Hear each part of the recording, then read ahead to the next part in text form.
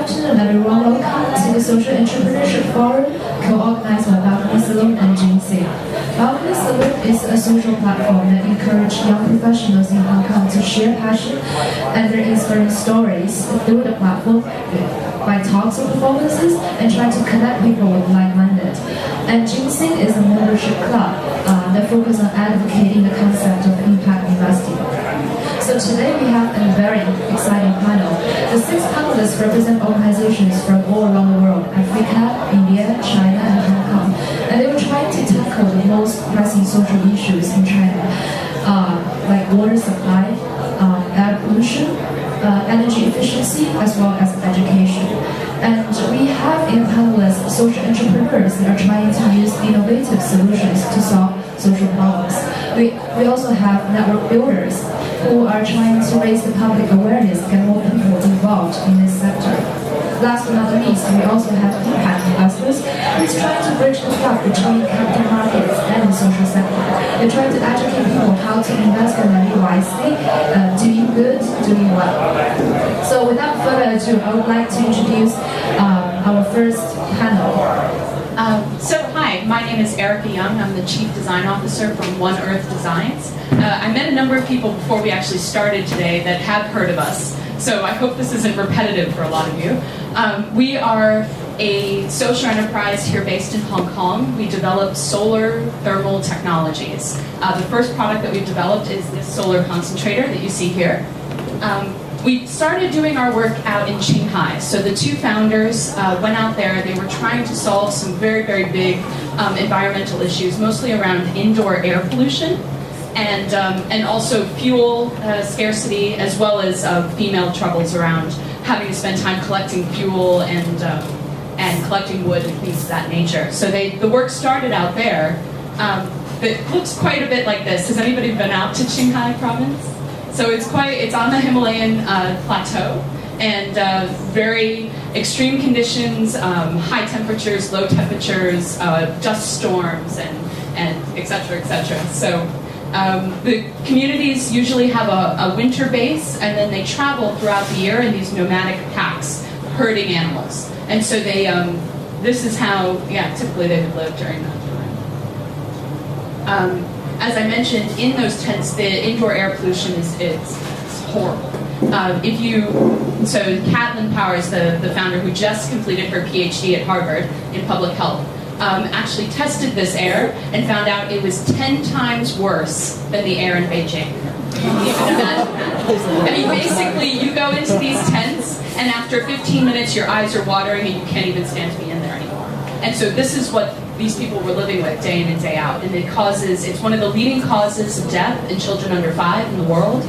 It's also responsible for all sorts of cognitive disabilities, as well as obviously lung problems, etc. So it's a huge issue. Wood out there is protected or often scarce. So there's anti-felling laws, so you actually are fined for cutting down trees or publicly ridiculed. And so this is really not a viable option.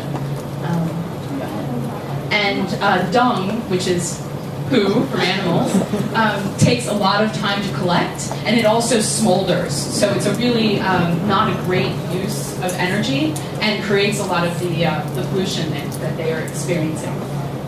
And coal is extremely expensive, or unavailable in many places. And so these are pretty much the options that they have to work with. But sun, of course, is abundant and free. And out there, they actually get more than 300 sunny days a year. And there are actually a lot of places in the world just like that.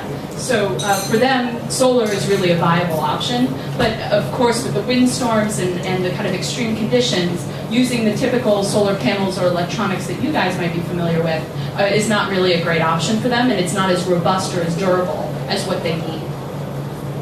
They had solar cookers that were distributed out there previously, but they really didn't meet the needs of the users. So they were really heavy, they would break easily, you couldn't get them to some of the remote areas, and you couldn't service them once they did break. And so after many, many, many iterations, we came up with a design called Soul Source, and this is the first prototype, or the first sample that you see here. So we did a distribution out in Western China with some partners that was very successful.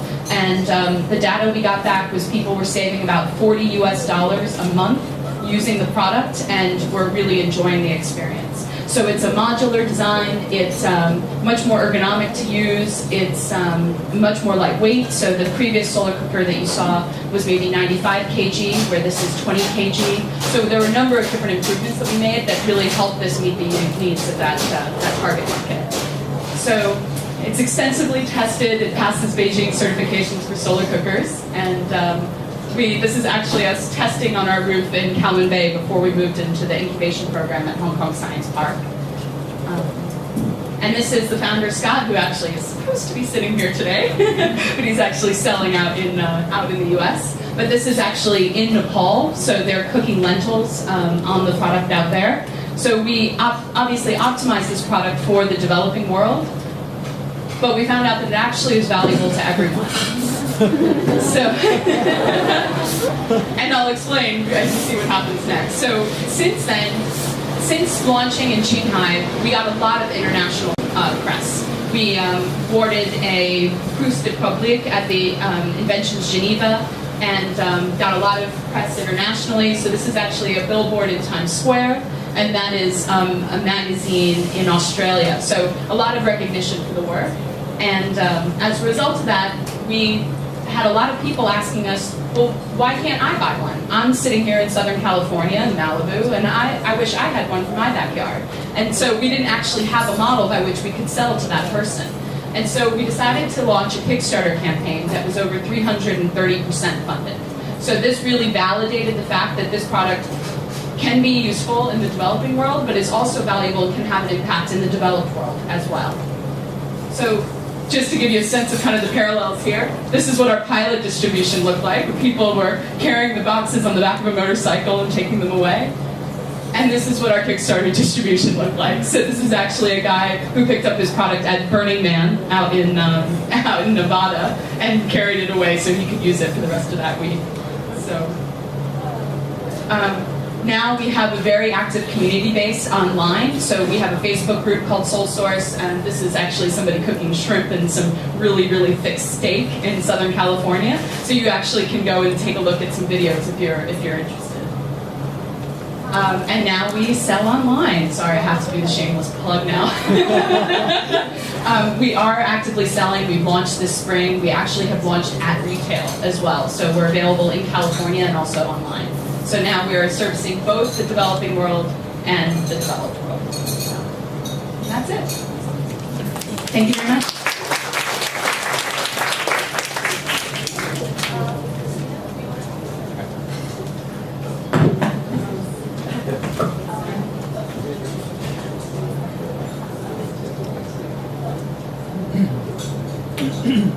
Hi everyone. Testing. My name is Christina, and I haven't met most of you, so I'll give myself a more detailed background introduction. I was a global fellow with Acumen, and just to get a sense, who have heard of Acumen before?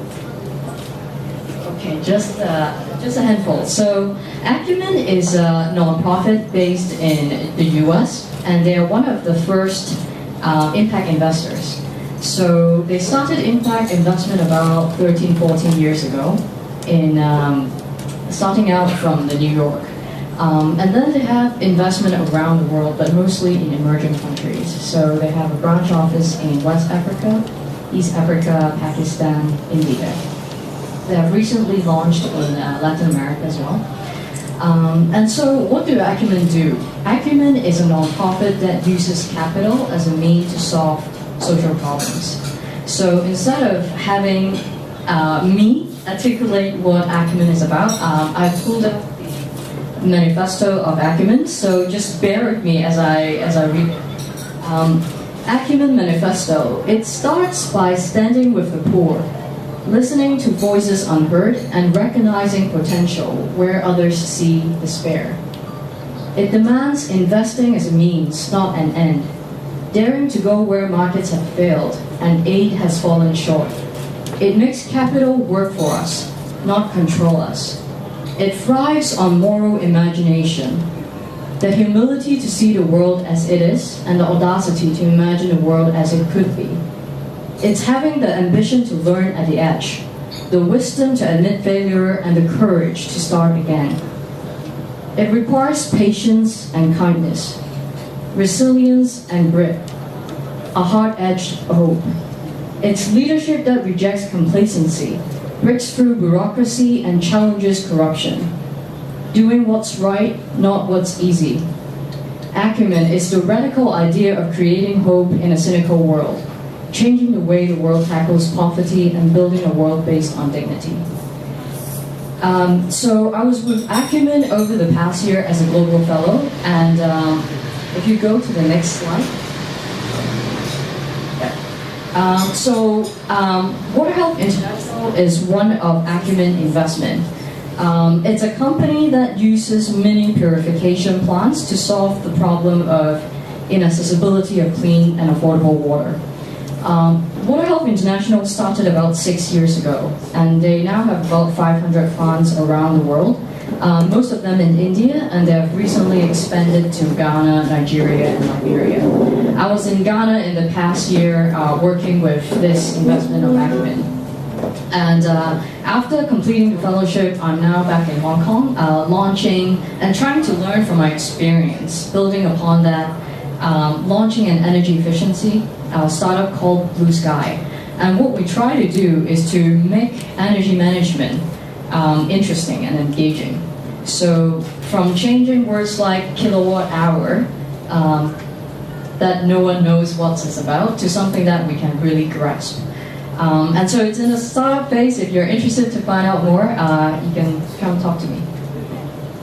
Thank you. Can the panelists find their seats?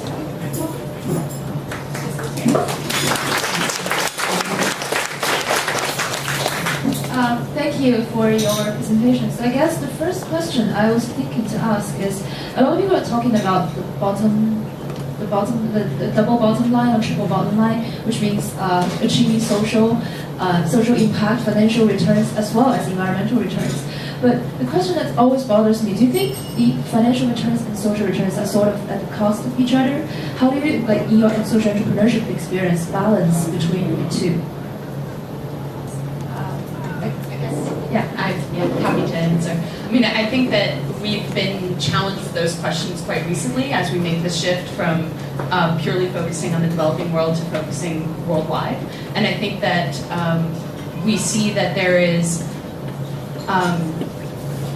we first and foremost need to be a sustainable business in order to be able to move forward and serve anybody. So that's something that we have to be very, very conscious of all the time. And we believe that if we have the ability to scale, which is something that we really need an awful lot of investment, because we're a physical product which requires inventory and molds and these types of things, that we can achieve that if we can generate a lot of revenue. So by looking at both developed world, where we can still have an impact in terms of, for example, if you use a charcoal grill, it is 10 times more polluting than if you use a gas grill, for example.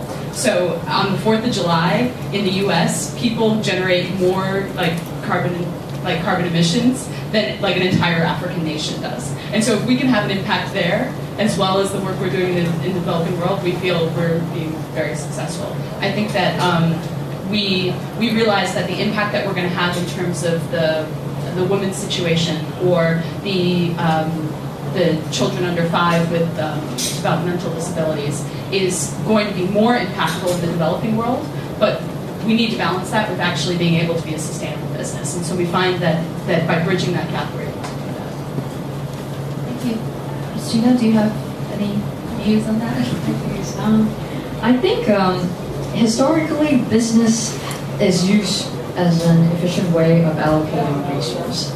So why are we asking this question is interesting. I think the nature of business has changed so much that it becomes something that we cannot recognize anymore.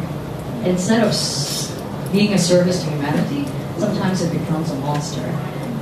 So how do we go back to the paper? anyone who builds a business should create positive value to the society.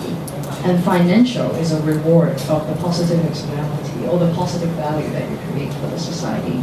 So I believe that especially for the next generation, there's simply just no room for, and it's a very aggressive statement, there's simply no room for companies who don't look at the social impact, but simply the financial impact. And yeah, as an impact investor, Ming, do you have? Well, there are many perspectives here. I think speaking for myself, when I invest in a company, obviously I'm hoping at a minimum to not lose money. So therefore, all the incremental social and environmental benefits will accrue to society. But on the other hand, the reality is that I think I would answer a little bit differently. If you are talking about an early stage startup and we are investing equity in it, it is obviously very, very high risk. On a risk-adjusted basis, it's probably no different than any other startup that you are investing in. But since these startups also have to strive to have a social and environmental impact, it makes their job actually more difficult. Is it necessarily at the expense of financial return? I would say not necessarily at this stage, because frankly, the financial returns don't come until many years later. It has to really get past the first 2 to 3 years. Otherwise, it's a question of, if you're losing money, you're losing money. Right? But on the other hand, if you look at debt as opposed to equity, it is actually a more interesting discussion. Because if you look at, for instance, microfinance has just been around the longest time. On a risk-adjusted basis, the default risk is actually quite low. And therefore, you can argue that you are actually not losing any return, in creating the social impact. Typically, what kind of returns are we talking about when we're looking at, say, a social enterprise? Like how much lower than the market return, or is it about the same? No. I just say, right, for debt, right, it actually could be higher or the same, right? For equity, I have to be fair and say that I don't think there's really that much data that's out there. People talk about impact investing as an asset class.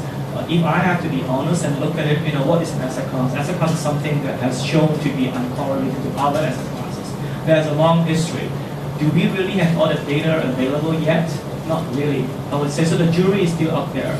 So I think that the more important question to ask is not so much that am I giving up something to invest the impact investment way, but rather the question asked that can I afford not to do it this way?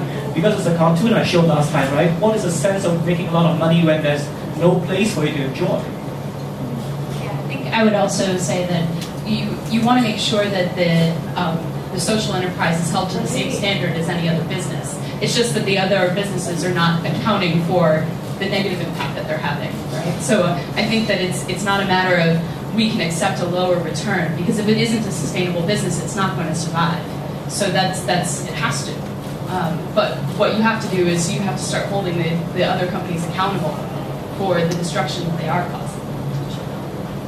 I guess the next question is for the social entrepreneurs. So when you were starting, like right now, Christina, and earlier on with the One Earth Designs, what kind of challenges did you guys have with starting the company? Like, do you feel yourself financially and physically well supported by the environment, government, or investors? Can you share a little bit about that?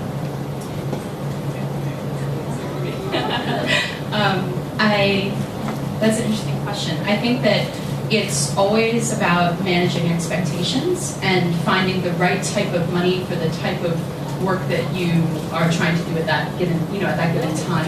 I think that we've gotten all different types of support.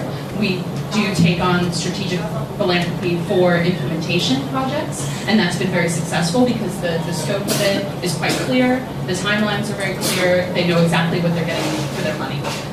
With investing to grow a business or to build a business, it's a little bit fuzzier because you don't necessarily know what the end result is going to be. And so in that case, getting impact investing for that type of work makes a lot more sense than potentially strategic philanthropy, for example. So I think that we often have to play it's a very difficult balance of managing the expectations of the impact investors who want to see impact for the money that they're putting in very quickly, but we still first need to build that business, and that fuzzy front end takes time. At what kind of stage do you actually start to look for investors or impact investors? Because you started with Kickstarter, like the cross-funding. No, actually, Scott and Catlin won a €500,000 grant, and that's what got the seed funding to actually start developing the idea and doing a lot of the work out in Western China. We closed the first round of impact investment funding a year and a half ago, and the Kickstarter was only a year ago. So it's been at each stage as we're looking to kind of grow and change and evolve. It's almost as if we're seeking different investment in order to achieve that goal. It's an amazing story. Thanks for sharing. It's still I think I can speak to the very early stage of launching a startup. I think it's about not being obsessed with your solution, but being obsessed with the problem that you kind of try to set out to solve. Because there are 100 million ways to solve the same problem. The challenge as an entrepreneur is to find the right product market fit that users and customers are willing to pay for your solution that can also solve the social problem. So one of the example of acumen investment is, for example, D-Light. They use solar as a power source for lanterns. And for a long time, they have trouble penetrating the market that they want to serve and sell. And they don't know why, because they thought, oh, won't it be wonderful if there will be light in the evening? And it turns out that light is important, but what's more important is mobile charging. So as soon as they install that mobile charging function into the D-Light lanterns, they fly off the shelf. So it's really about that sense of going to the customers and reiterating on what people are really willing to purchase and that they see a value in. And so I think in a nutshell it's about going out of the building and talking to as many people as possible and not being afraid of rejection.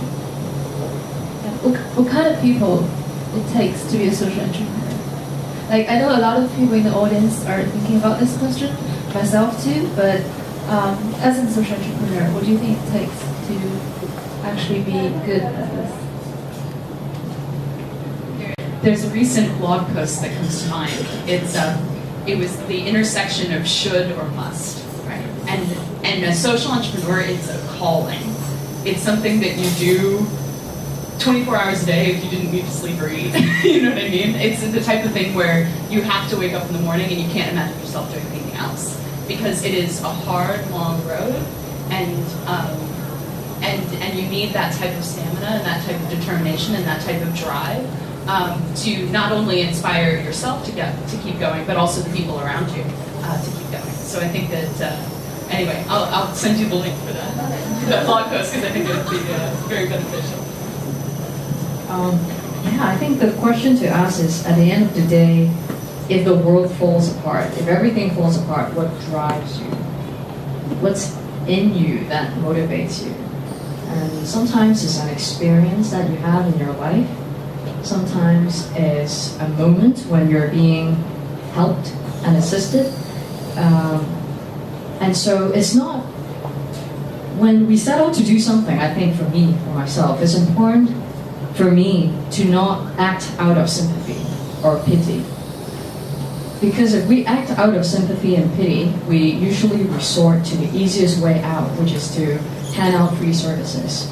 And you get a pat on the back feeling and you move on. But you know that for social enterprise, what we're trying to do is to build a systematic, scalable, and self-sustaining solution. So to do that, sometimes it's tough love.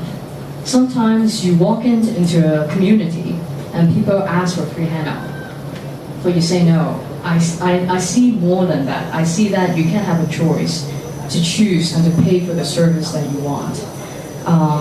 So if you act out of sympathy and pity, that energy runs dry very soon. Where is that overabundance flow of energy and love, right? That you don't derive your value from the work, but you kind of operates from another zone. So you don't derive the value out of the recognition that you get out of the work. A lot of times when we try to pursue businesses and work, a mean become an end. But we cannot have business or the work define us and have it perpetuate instead of solving a problem or a mission that you set out to solve. So I think it's very important for you to understand where is your value, what motivates you at the end of the day. Are you willing to take up that sacrifice to be a social entrepreneur instead of simply an entrepreneur to maximize profit? And it's extremely rewarding and freeing, actually, if we can operate out of that zone of, forgive my cheesiness, love, instead of profit maximization motivation. It's extremely freeing, and it is extremely rewarding as well. The next question I want to ask me. So I know you have been doing impact investing for a while, and the concept is quite new in Asia. So a lot of people are asking me what it takes to be an impact investor. What kind of people are you looking for? Do you think are suitable for becoming an impact investor? Well, there are two levels in which you can get involved, right? One is if you have money that you are earmarked for investments, right? That you otherwise would use to buy Apple shares or Microsoft shares or whatever, right? That amount of money can be used for impact investing, but it typically would be applied to people who have a few $100,000 US dollars to start investing. Because unless, at least in Asia, right, there's no platform available for you to say you want to invest $1,000, right? I think this is what ginseng is intended to do, and I don't want to take up too much of what Chris is going to tell you later on. But speaking more from the perspective of an investor, and I also work with a lot of family foundations that invest in startups, right? Typically, you will invest anywhere from $50,000 to $250,000 US, right? And some of the larger ones will go to $1 to $2 million, right? So these numbers are actually not different from investing in any other startups, right? Not just a social enterprise, because the social enterprise is still a startup business, right? So typically, so you have the same sort of like a curve, in the early stage, you get money from friends, families, and fools, to help you to seek money. Except that, in the case of a social enterprise, as One Earth Design has demonstrated, there is a possibility of getting grant money. Without the $500,000, sort of €500,000 that One Earth Design was able to obtain, it will not be where it is today, right? So the point I was trying to make in the earlier presentation is to say the government, okay, at least the Hong Kong government, not all governments, Hong Kong government has lots of money to give away. Historically, it's just giving away money to support projects. Once the project uses up the money, it dies off, right? There's no continuity. It doesn't think about strategically is how do I crowd in more money using my initial seed money so that I can create a sustainable organization. So ultimately, that's what's needed, right? The change in mindset, right? For people to think about, like you said earlier, right? It's not just about giving money because I have this need to just solve a problem out of pity or whatever. I need to create a system, create companies that will survive us. Right? So in other words, it's not the founder, right, that is important, it's the entity that is important, right? So if I'm going to if ginseng is going to be successful, it has to survive Chris and me and anyone else who joins in the early days, right? If we are going to be around, we are not going to be, we want young people to take it over. So that's the importance of, so impact investing is the same mindset, right? You approach it thinking that this is your contribution, right? But what is important is to build a series of investors that could help the company at different stages of growth. And one last point. Where we need the most money is at the very, very early stage, because that is the riskiest stage. Most startups fail. Probably 9 out of 10 will fail. Right? And just because you call yourself a social enterprise doesn't mean you won't fail. You're probably more likely to fail. So maybe the other thing to say related to that is it's no different than, I actually came from a traditional startup, not a social enterprise, and the investors, regardless if you're an impact investor or a traditional investor, you want to see that the entrepreneurs are being as creative about the money as possible. Not illegally, legally, but they're pulling as much resources in as they can in any form that it takes. So, for example, we have a SARE grant from the Hong Kong government. We're part of the incubation program that subsidizes our rent. We take advantage of these types of grant opportunities and strategic philanthropy for implementation, which also helps us to build our case for our commercial product.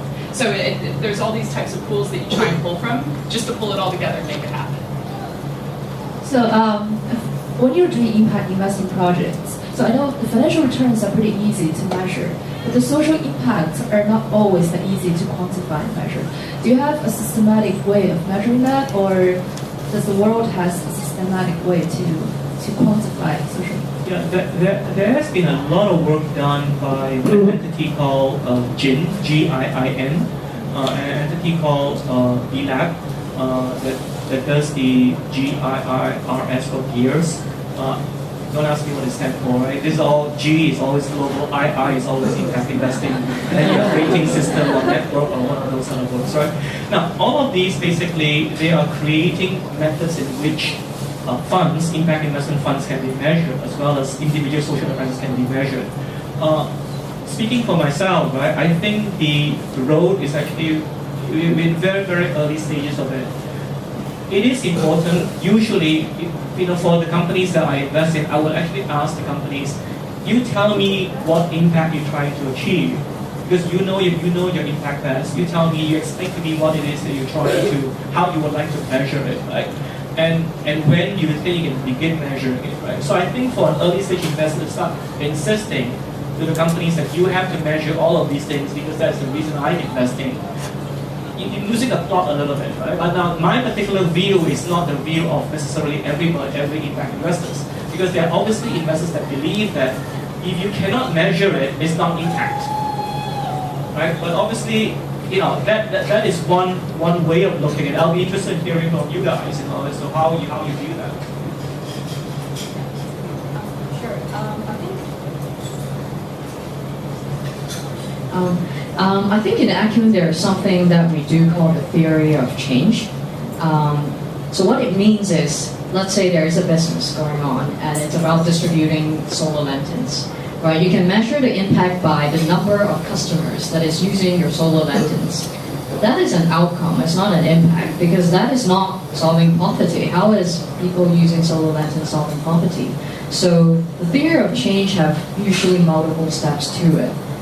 It's the number of customers that is using your service or your product, and then the outcome should be, let's say, the education performance of the children, because they now can study throughout the nighttime.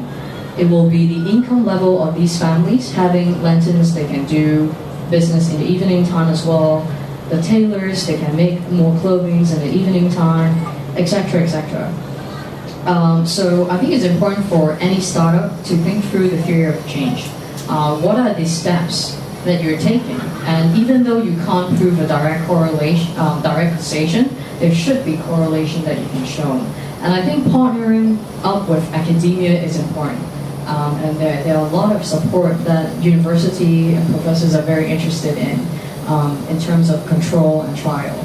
So I do see a huge impact and opportunity in Hong Kong to do more of these partnerships with academia to really shed light on the several hundreds of social enterprises in Hong Kong and what is really the monetary or the education or any sorts of outcome impact. I think that will really grab people's attention and to create stronger momentum. Maybe I can get a little bit of a specific example from our case. We actually do partner with Harvard University, and so this study that is actually part of Captain Power's, the co-founder's PhD thesis, is around the impact of cleaner stoves in Western China. But those types of studies take a long, long time. So what we often do with our impact investors is we show more anecdotal evidence in the early stages. So we'll show videos of people using the product. We'll have quotes from our users. We'll have interviews. We'll have smaller scale things, because until, for example, our product scales, it's really hard to show numbers that are very compelling.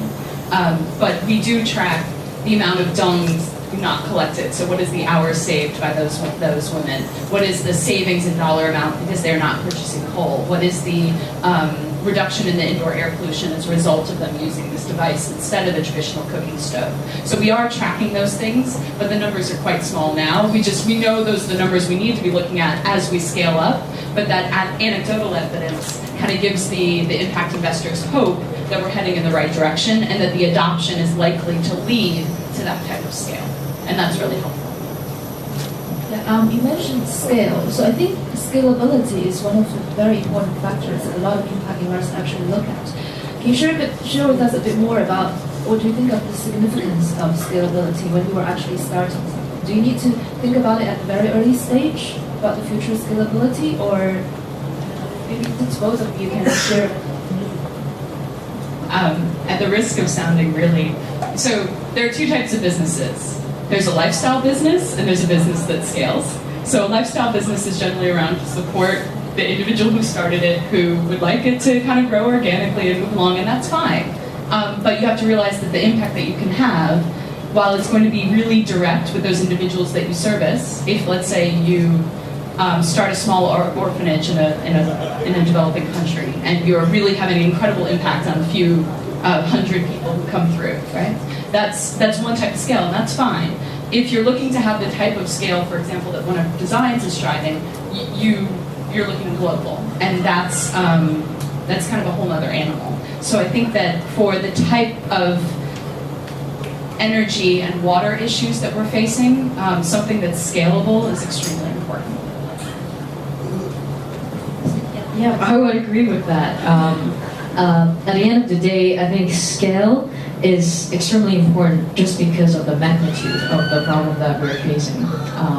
And because it takes so much effort to build a system, I think what really has a huge potential is if we can demonstrate that at the unit level, the economics work and the technology work, then scaling it is a must.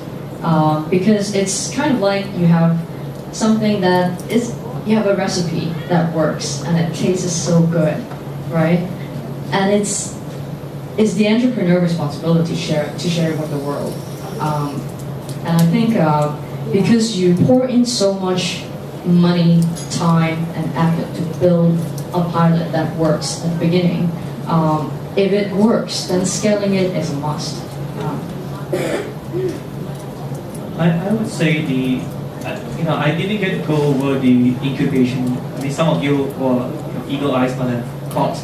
I actually want to incubate companies that have a technology solution to a social issue. Right? Let me just give you a couple of examples. You always ask me, how can technology help the poor, right? What do the poor people, they don't have money. We're not going to be able to put money in their pockets, but the money is necessary to buy a particular service or buy a particular product, right? So if someone, frankly speaking, if you can get all the products and services in the world, you don't need money, right? Because you just get it.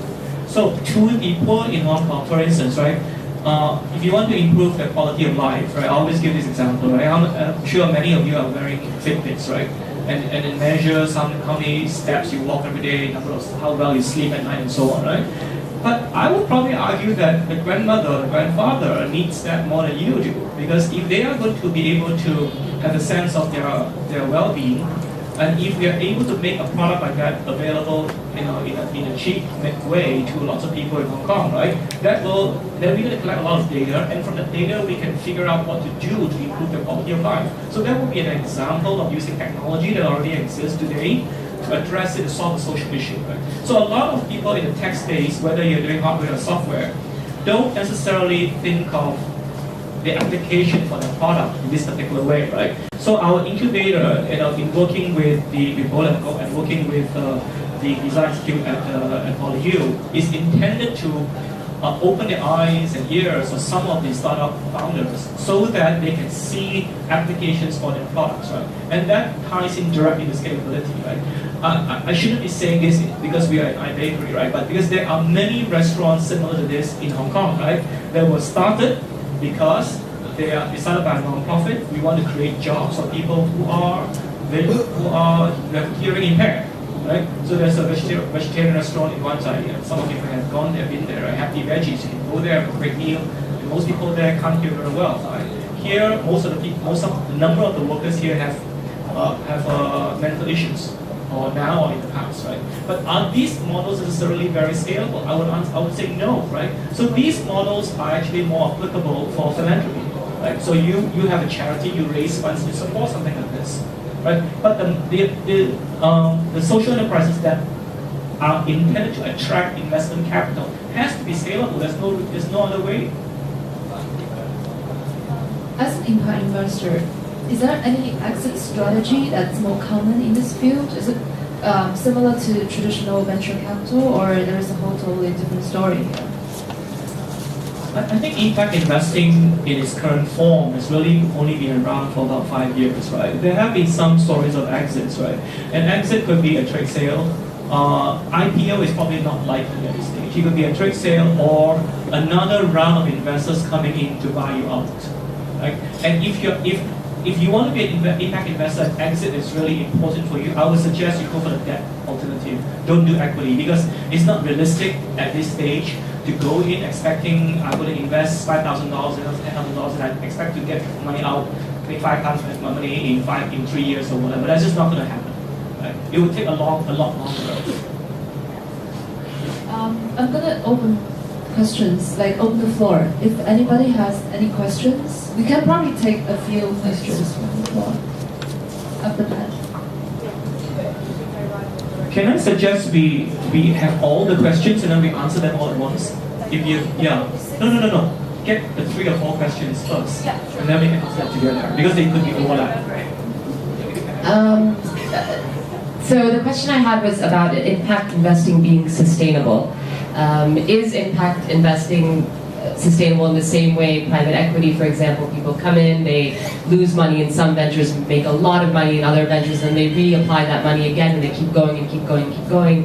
But with impact investing, they'll come in, they are likely to lose their money or make very little. So obviously they may feel good about it, but at some point they may not have the money to keep investing again and again. So is this a fad? Is it something that's very sustainable? Are people going to come in and impact and invest again and again and again?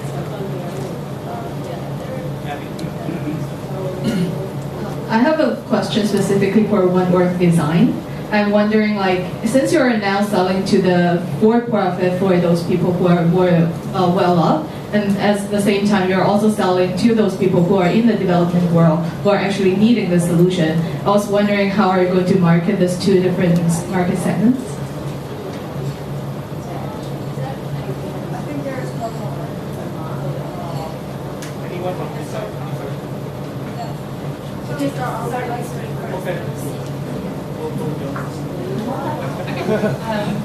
So there are a couple different components to that. I think one component is, well, how do you price them differently, right? Especially in a country as diverse as China, where you actually have a commercial market at the same time that you have a developing market. So I think the answer is we're still figuring it out.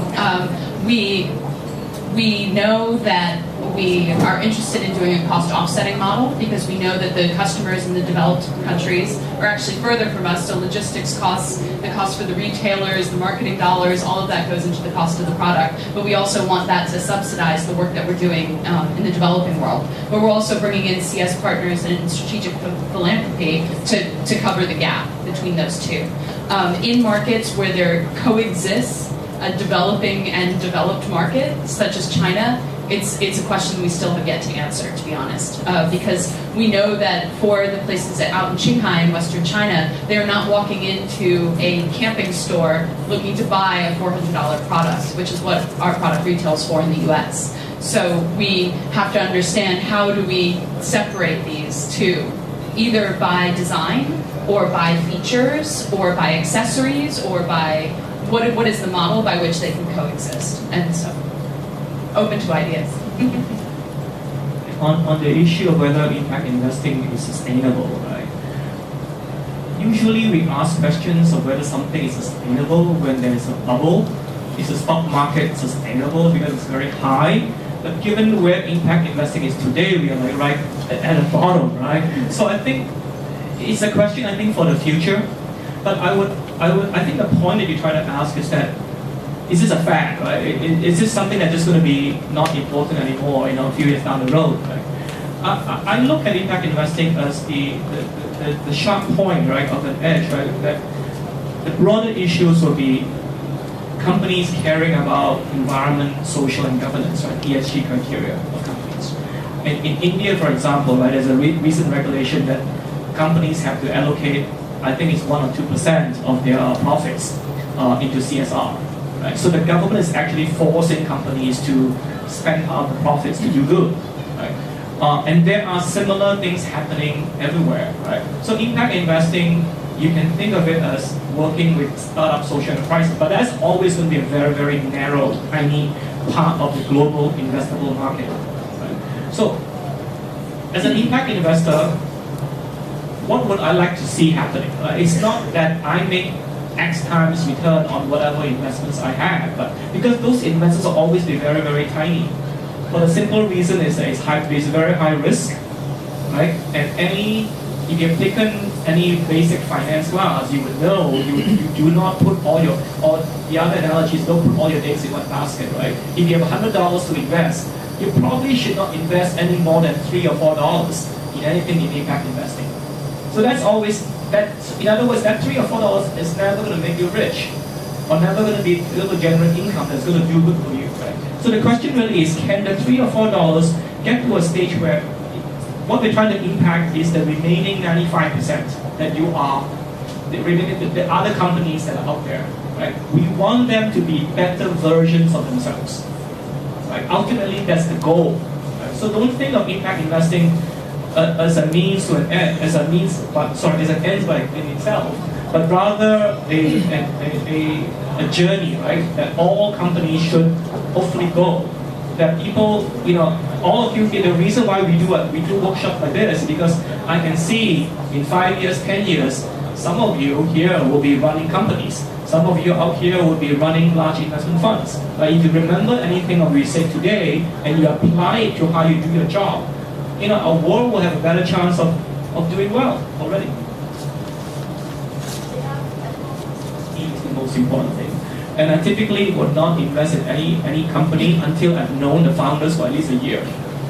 Alright? So if any one of you have started your social enterprise and you're meeting me today, let's stay in touch, right? We're going to understand if you're still around a year from now, then we can start talking about an investment. But I'm not going to invest in anything that you are going to pitch to me today, right? Sorry if there are some of you that who came here expecting an investment, but that's the reality, right? We need to understand what exactly you're doing.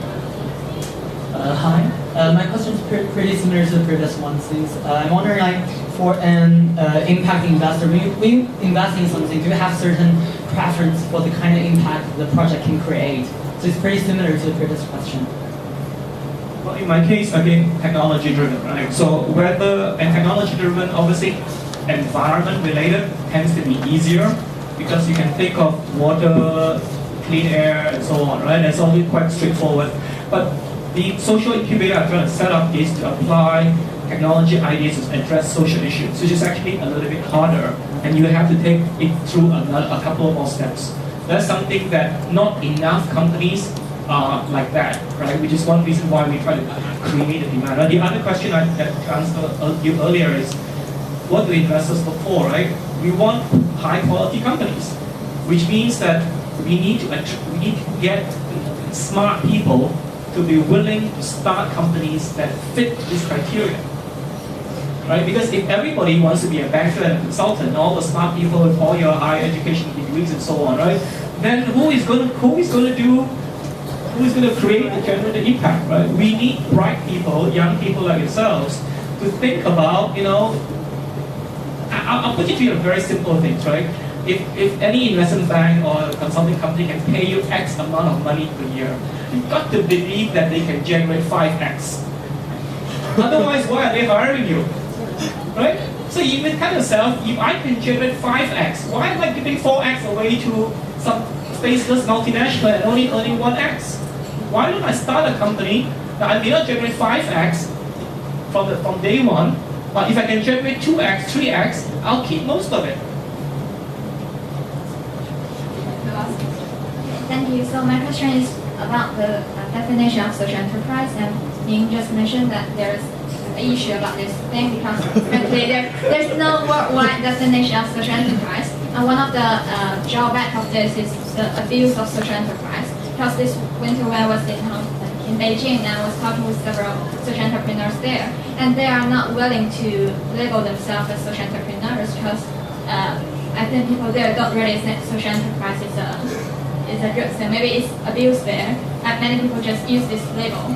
So I'm wondering, did you notice this issue, and do you think there's a need for a worldwide definition of social enterprise? Thank you. I can do this a little bit.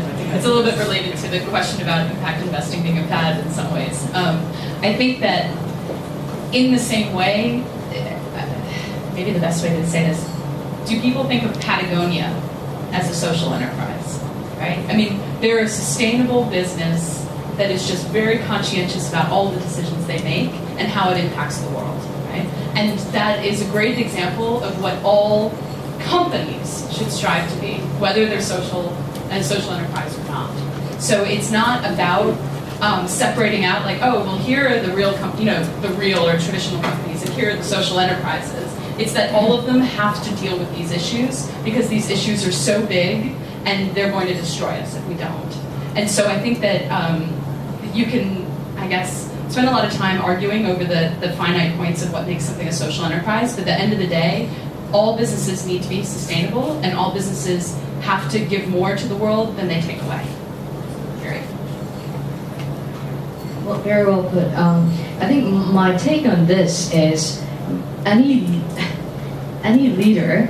So it goes back to the point of what Ming had pointed out. Is at the end of the day, what's most important is the people, is the entrepreneur, the founder of these organizations, these social enterprises, because it's such a difficult object to handle when you have two goals, financial and social.